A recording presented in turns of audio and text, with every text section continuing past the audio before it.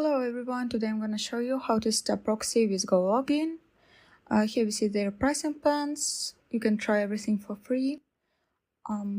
As you download the browser, open it and click on the right up corner Add Profile and give the name to the profile. I will give the name ProxyEmpire. Open Proxy section and click your proxy. Then we need to go to our ProxyEmpire account and choose country, region, city, and ICP unit. For me, it's United States, New York. Copy the host and paste it to IP address. Copy the port and paste it.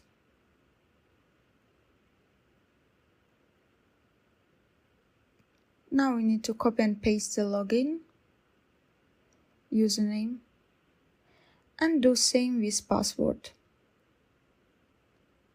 Now on the bottom click check proxy, and here you should choose protocol HTTP or SOCKS 5, we support both.